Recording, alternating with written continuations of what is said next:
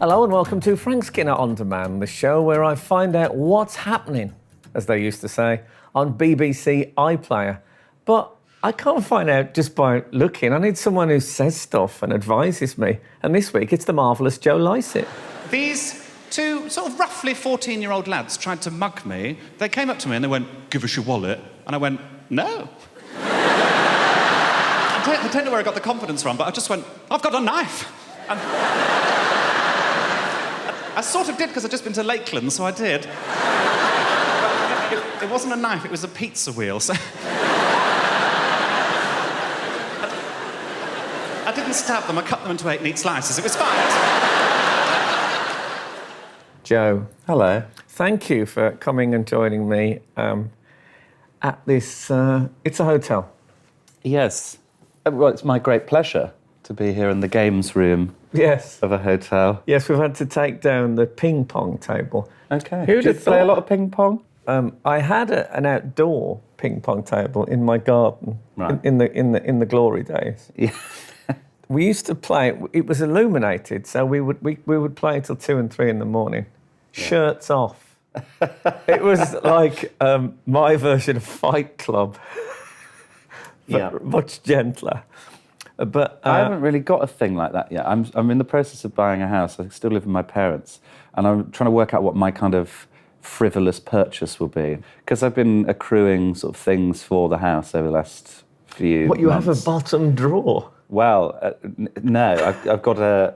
No, that's what people used to say. Oh, I see, like it's sort of... They'd say, if someone was, say they were engaged, someone would say, Oh, I see, I'll get you something for your bottom drawer. Okay, so yeah, it'd well, be I have- kept until you had your own house. Well, yeah, I Toasters. have got loads of... I've got a chopping board next to my bed currently, which is beautiful redwood chopping board, but I haven't got anywhere to put it at this That point. would be, if you take anyone back, that's going to make them anxious.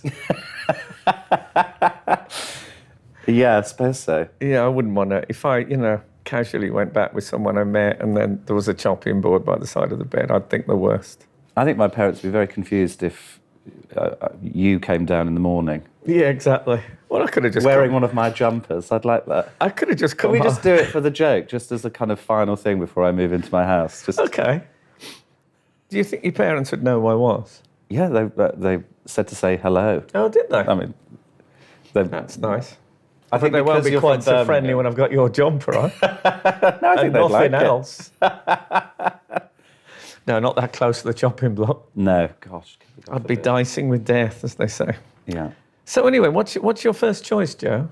So my first choice is Arena, the Burger and the King. I do love a documentary that's says it's about one thing, but it's sort of about something else. And there's very few shots of Elvis. There's very, very little specifically about him. It's a sort of around the periphery of Elvis, but through the food that he ate, because he loved eating famously.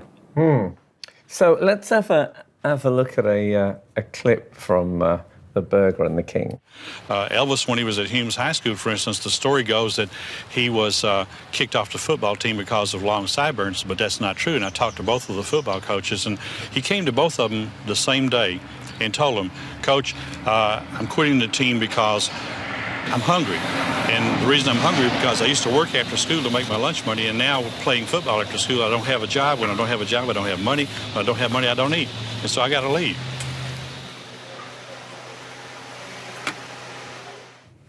Watching this documentary, I got so hungry watching it. And I don't know what that is, that sort of slosh of meat that was just went into that burger, but I want it. And I was a vegetarian for a long time and then stopped, obviously, because I started eating meat. But like this documentary really, there was a squirrel at one point that they cook, and I was like, I really want to eat a squirrel. Well, it's hard to think the way this works because it's, as you say, it's an accidental biography. Yeah. You learn stuff about Elvis, but it's never up-fronted. But there is an element of old-fashioned cookery show where they actually have captioned dishes with ingredients and a rather grim picture of the actual squirrel prepared. Yeah, I mean, that is quite upsetting. But then when you see it being eaten, it looks great. So often the case with meat. Yeah, so often. They get too often, I'd say. Looks much better cooked. Yeah, it's weird, though. Isn't it? Yeah. Very strange. I have to say, Joe, that I was. I'm not one of the great offended. You know, there are some people whose purpose in life is to be offended. People who think I'm offended, therefore I am. Yeah, yeah. And I'm really not one of those. No. But I love Elvis, and I didn't think there was any love in this documentary. It wasn't a tender depiction of him, was it? It No. sort of painted him out to be quite... No, if anything, it was well done. Yeah. Yes, it was well done. I thought the whole thing was done with a slight sneer. Yeah. Well, quite a lot of the sort of old school documentaries about things sort of have that sort of element of, we're having a look at this, but from on high. Yeah, but... which is probably why I like them. But I did think... That's my your vibe. personal... Yeah. Yeah, what I remember thinking while watching this was you couldn't make a documentary like this about Karen Carpenter. And about her eating problems. No. And you couldn't say, and, for lunch she just had vapour. People would think that was really bad taste and unkind. Yeah. But it seems to be okay. And I'm wondering if it's based on that old, and you'd think archaic view, that fat people are sort of there as a figure of fun to some extent. I feel like you hate my choice. I don't... I mean, yes. yeah. I mean, this thing, I didn't really know as I was watching it, much about Elvis. It's not something... the music of Elvis, I'm not sort of huge on, so I don't have that compassion towards him, I suppose. I should say that, there was for the first 25 years of my life, Elvis was, one of the most important people in my universe. Right. I was obsessive. Oh, really? Yeah, really full on. Okay. So in that case, it was tough for me. And I think Elvis is often reduced to this funny, fat man in a big white jumpsuit who stuffs himself with horrible food because he's a bit sad. And I don't think he was sad pathetic. I think he was sad melancholy. Yeah. What? It's there's the bit about the time he gets a flight, he takes his private jet to pick up loads of sandwiches from somewhere and then flies immediately back. I like that sort of thing. I'm interested in that sort of stuff. I like the excess of Elvis. I think that's there's something very ancient Rome about Elvis. Yeah. But I just think it could have been done with a little more kindness. But this is the famous private jet story. I'm Buck Scott, and this is my wife Cindy. And Elvis helped make us famous for a moment by coming to Denver on one occasion and having 22 peanut butter and jelly sandwiches delivered to his plane on the runway.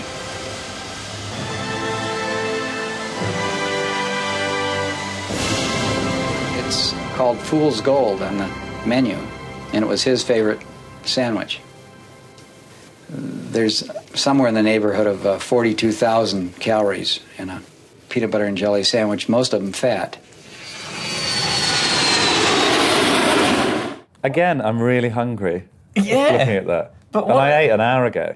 What I love about it is that he keeps calling it a peanut butter and jelly sandwich, but it's got 25 rounds of bacon on it. Yeah, and it's not mentioning that. He's not mentioning that sort of garnish. Yeah. Yeah. Sort of anti-garnish. Instead of parsley, you have bacon. But I think that with Elvis, there are several reasons for the fact that he ate like that. And they're never really looked at, certainly not sympathetically. No. Yeah. I think one of the things was, if you've been poor, there's always a little part of you that remains poor, I think.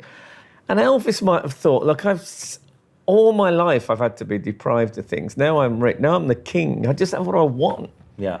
And I think that's acceptable. There's a clip in it as well that I've become arguably obsessed with, which is of his nurse. Oh, Marianne Koch. Marianne Koch. Yeah, let's... I can't quite articulate what it does to me, but when you watch something and it sort of creates an internal feeling of deep happiness, like really it touches some part of me that I can't quite articulate or understand. How many of you have dreamed of spending quality time alone with Elvis Presley? And how many of you have dreamed of lathering his coffee for him, putting in the cream and sugar and stirring it for him? And how many of you have dreamed of giving him a back rub? And I just want to tell you, ladies, right now, that I have lived your dream because I've done it all. I'm obsessed with her. I think, lathering his coffee. Yes, I wondered where that was going. Sexual, isn't it? Lathering his coffee. I felt like she was cherry picking though, because she obviously did a lot of things for Elvis. She was probably just wondering, no, maybe not mention that one. Maybe I mean, she's a nurse, for goodness sake. But I suppose it's good. This is by James Marsh, is the guy I think who did Man on Wire. Yeah, which is an amazing film. Amazing documentary. I suppose if I wanted to really bang the drum about this, I'd say it's a film that sort of mocks people who get rich and come from backgrounds where you don't learn how to be rich very early on. And as I see myself as a sort of a shop steward for the nouveau riche. Yeah. And so I feel I should defend them whenever possible. I totally didn't see that angle. Now you say it, now I do see that, but maybe that's my problem. I need to... But it's not often I watch telly that makes me furious, so I think that's a good thing. Yeah. Well, you obviously haven't watched much of my work. No, that just makes me proud that you're from Birmingham. Yeah, even though I don't sound anything like it. But I can understand that temptation as well. What's your next choice, Joe? So, the next choice is a documentary about Francis Bacon, who my... Burgers, bacon, what's the matter with you? I was obviously really hungry when I decided what I was picking. So I really like art, and like my mum's really got into watercolours recently. But we had a Francis Bacon picture in our kitchen for a long time, and I love art, but I'm a complete philistine when it comes to art. I don't understand anything about what things mean, about the process of it, about why certain artists did certain things. And so I love documentaries or it being explained to me why things are as they are in certain paintings or certain works. And so I didn't know loads about Francis Bacon other than the picture that we had in the kitchen. And this really kind of explained a lot about him. And also I think he seems fascinating and slightly terrifying. Well, yes. I mean, the guy, David Sylvester, is an art critic, and he's sort of allowed into Bacon's pretty horrible flat. Let's have a look at a bit of it. I think, as you say, the great thing about this is that we are really allowed into his world. Yeah, totally. Francis Bacon is today generally accepted as one of the half-dozen best painters in the world. No other British painter of this century has been held in anything like such high esteem. He can't produce enough work to keep up with the demand for it from museums and private collectors. He's now 57. Fame has made no difference to his way of life. He's refused honours. He's uninterested in position and possessions. He lives in a small flat in a London mews. When he goes out, he likes expensive food, gambling, buying champagne all round. But his home surroundings don't matter to him. I sort of loved everything about this. David Sylvester sort of sniffing around everywhere where he shouldn't be. Francis Bacon reminds me of, there's a documentary that I watched about Quentin Crisp. Oh, and yeah. it's like, I definitely feel like there's a similarity between them, that sort of slightly fey, but like not, I mean, obviously Quentin was a lot more camp or whatever, but I was surprised at how camp Francis Bacon is. Yes. And how I imagine he has sort of bony, troublesome fingers. I imagine like if you had dinner with him, you'd be sort of slightly horrified by his eating habits. I feel like he sort of punched it in his mouth with his hands. Well, he is, as he says, he's always been obsessed with the human mouth. Yeah, yeah. And there's a great thing that he says in the interview. He says, in my painting, I've never managed a good smile, but I can do a very good scream. Yeah. And I thought, wow. Yeah, yeah. Now, what a guy. I got to tell you, I watch a lot of documentaries about art and artists. This is one of the very, very best. I think this is brilliant. I am so glad you introduced. I feel like I've redeemed myself after the Elvis hate. Yes, exactly. But this, it's amazing, I think. I mean, I don't know if Bacon was just an open character, but David Sylvester gets so much out of him. There's a bit where they go into a room where the floor is piled high with old ripped out photographs from magazines and stuff. Yeah. Which he uses, it turns out, as inspirations for his art. If he sees anything good in the papers, he just rips it out and throws it on the floor. And this was a photograph of Hitler when he and the rest of the Nazi leaders of that time were interviewing Antonescu. It's a photograph that's always, I found, very, very strange and mysterious. This is one of Marilyn Monroe. I've always liked the positioning of it very much. And this is the liberation of Paris. And this is one from a book of the gestures of chimpanzees. I had the rest of the book, but this seems to be all that's left now. There's so many questions in terms of, like, well, what happened to the book? What have you done that seems to be all that's left now? I feel like he has violent turns where he like rips books to shreds. Well, I mean, it's all a mess. He famously destroyed loads and loads of his own work. Yeah.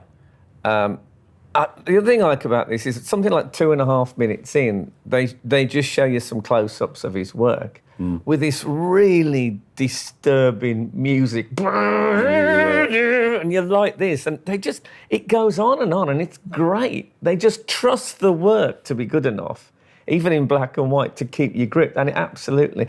And there's quite a few methods of it. There's a bit where they just have a fabulously attractive sort of 60s babe walking amidst his work. Bacon's paintings are usually large because he paints people near to life size. Their scale made them difficult to sell until about 5 years ago. Somebody once told me that the great place for meeting people, I mean people who you might spend the rest of your life with or one night, is art galleries. I see some very beautiful people in art galleries, almost as beautiful as the art. Have you ever met anyone in an art gallery? I don't know if I have, actually. I normally go around there with my mum, so it'd be a bit sort of weird. That's a mistake. But then I normally, go on grind with my mum as well. So. I like that. Well, I went to an enormous Gilbert and George exhibition at Tate Modern, and a strikingly attractive woman came up to me and said, "What do you think of the art?" Which is always a scary question. Mm-hmm. So I said some stuff, which I thought, this is all right, I'm doing all right. Did you do the classic thing of going, I'm not sure about it because that makes you look more thoughtful? No, I went for it. And I said, I wasn't sure about Gilbert and George, but now I'm here in the world of it, I'm confronted by it. I do feel that I can see the beauty in it. Yeah. So she said, I think that their work is a bit like your comedy. She said that people think it's just about excrement and sex and filth. But if you look a bit deeper, there's a lot more to it. And I said, wow. I said, do you want to go for a cup of tea or something? She said, no. Then she just walked off. And that was it. And I thought, if I couldn't get anything out of that conversation. So that was the end of my art gallery dreams. She sounds absolutely amazing. Honestly, I think this is a brilliant documentary. It blew me away. Yeah. Oh, well, I'm glad you enjoyed it. Oh, it's honestly... It's a great relief. I was worried after the first one. It's honestly one of my fave ever documentaries I've seen. I love it. Good. So your next choice is The History of Veal.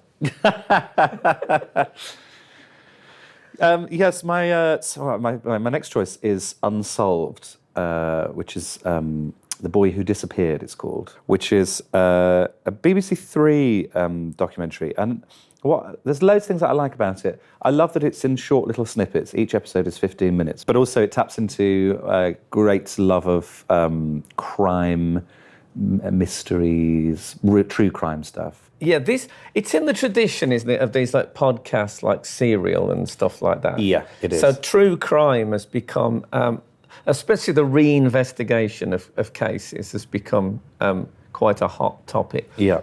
So this is two female journalists who go back. The crime is a 16-year-old called Damien in the Isle of Wight in 1996. Yeah. Disappeared. Yeah. And no one's ever found out what happened. And here they are talking to Damien's parents. The family has now left the island, and today they live in Dallas, Texas. That's the video. Oh, there it is. There you are. How are you? Hi. You don't look at all like I thought. I thought you were going to have red hair. I do naturally, but that's a secret. I'm blonde this year. Back in 1996, Val and Ed went to the police within 24 hours of Damien disappearing. What kind of support did you get from the police at that stage? Zero. Really? I think in the beginning. Nobody was interested. They were not interested. You know, it was just like, oh, well, we'll make a report. Sort of like, I felt like... Val is giving us everything she's got about her son's disappearance, including all communications with the police. It's a gripping story, and it reaches a kind of a momentum towards the end of the series where you are really sort of fascinated as to which leads will kind of come off, and you just do get very gripped in the story. But these two, that sort of Cagney and Lacey investigation thing, there's lots of whiteboards with photos on and maps and stuff like that, like you see in proper like detective films. There's an element of the feel of it is a bit rip-off Britain. Yeah, it is. Do you know what I mean? Yeah, it's got that sort of, we are common sense and we'll sort this out. Yeah. And that worries me a bit because at the end of it, this is about someone who may, for all we know, may have been killed back in 96. Yeah, quite likely, yeah. Yeah, and there's times when, the chip shop scene, for example, we see them watching footage of one of the last sightings of Damien was in a chip shop. And they're trying to establish whether he was just someone who'd had a bottle of cider or whether he'd been on other substances. That's him coming in now. He doesn't look like a 16-year-old, does he? He doesn't look at the height of him in comparison to the... Several minutes into the video, Damien starts behaving oddly.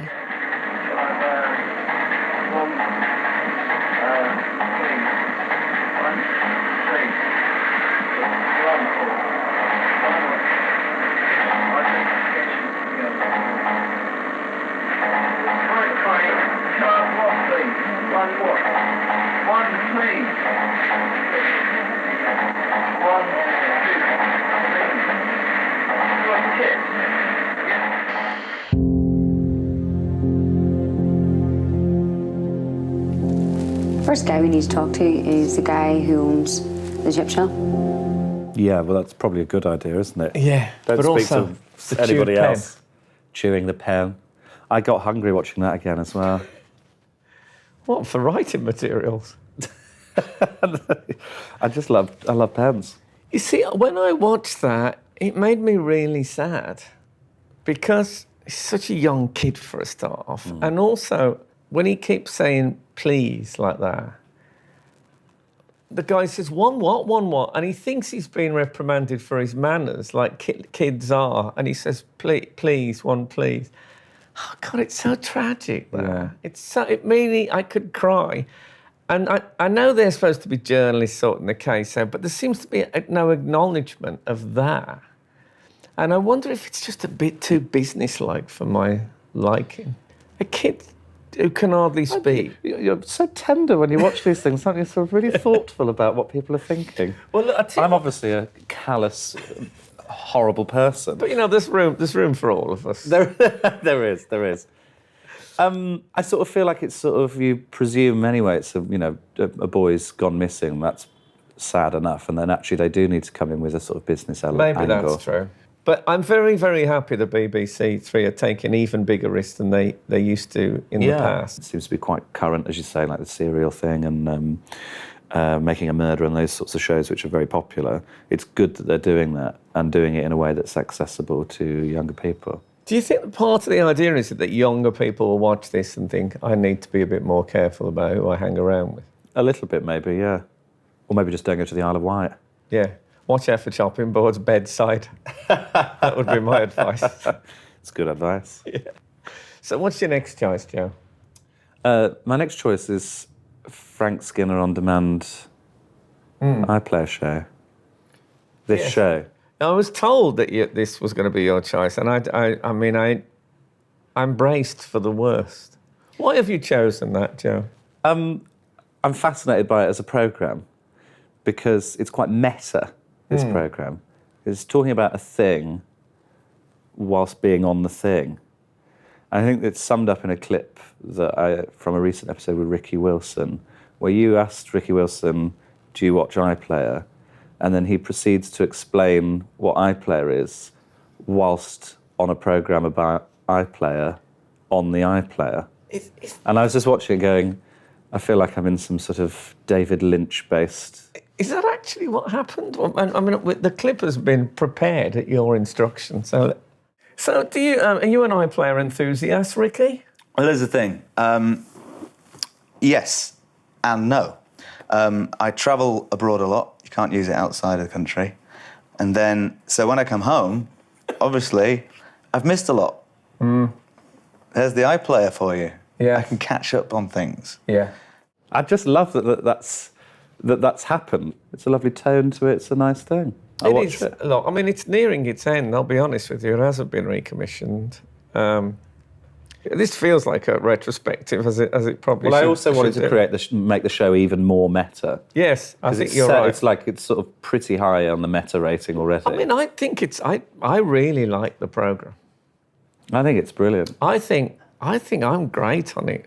I think you're doing some of the strongest work on television on this. Funny, but also quite interesting. And I think I bring out the best in the people as well. Yeah, put people at their ease. I think there's more insight into Ricky Wilson there than any other interview that is. I'll walk away from it with pride in my heart. You should absolutely have your head held high. Joe, thanks for choosing it. My pleasure.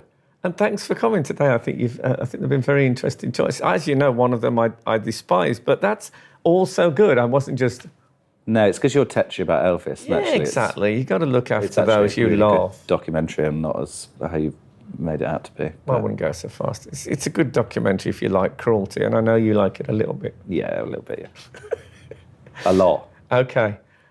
So we have been discussing Arena the Burger and the King, Francis Bacon Fragments of a Portrait, Unsolved the Boy Who Disappeared, and Frank Skinner On Demand. And let me tell you, if you want more Joe Lycett, his book, Parsnips Buttered, is available now, and also his live DVD, That's the Way Our Ha Ha Ha Joe Lycett, will soon be out there. Go get. Click to watch this week's picks on BBC iPlayer.